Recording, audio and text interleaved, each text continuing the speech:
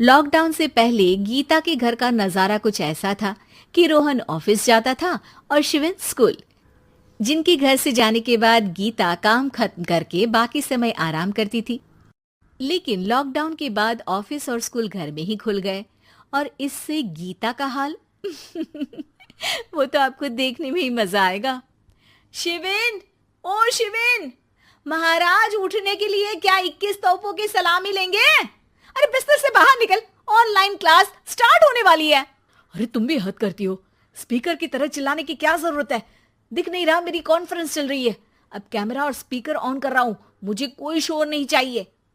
इस पर जैसे ही रोहन लैपटॉप का कैमरा और स्पीकर ऑन करता है तभी कुकर की सीटी बजती है। करा लो अब इसे चुप।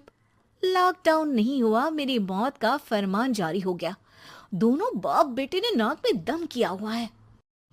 ऐसा बोलकर गीता वहां से शिविन के कमरे में पहुंच जाती है, जहां शिविन अभी भी सो रहा होता है। ओ आलसी, अब अगर 5 मिनट में नहीं उठाना तो आज तेरा गेम और यूट्यूब कैंसिल। माँ की बात सुनकर शिविन बिना 1 मिनट गंवाए उठ खड़ा होता है। उठ गया, अभी नागर भी आता हूँ। ये नाटक कहीं और, मुंह पर गीला कपड़ा मार और पढ़ने बैठ।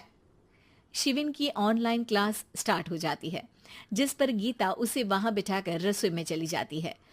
थोड़ी देर में उसे कमरे से कुछ आवाज सुनाई देती है, जिसे सुनकर वो कमरे में वापस आती है। हाय राम, तुझे क्लास अटेंड करने के लिए बोला था, कैमरा ऑफ करके बिस्तर पर नाचने के लिए नहीं बोला था।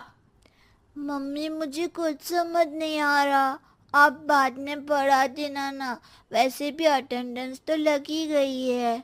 हाँ हाँ बेटा, जरूर बन जा। तू अभी से हम सबका बाप बन जा। अरे नहीं मतलब कहाँ से लाते हो इतना दिमाग, और पढ़ाई करते हुए ये चला कहाँ जाता है? नाइस क्वेश्चन, दिमाग से पूछकर बता दूंगा। शिविन की बातों से परेशान होकर गीता उसे मारने के लिए जैसे ही आगे बढ़ती है तभी वो कमरे से बाहर भाग जाता है। अब शिविन आगे आगे और गीता हाथ में चप्पल पकड़े उसके पीछे पीछे पूरे घर में दोनों घूम रहे होते हैं।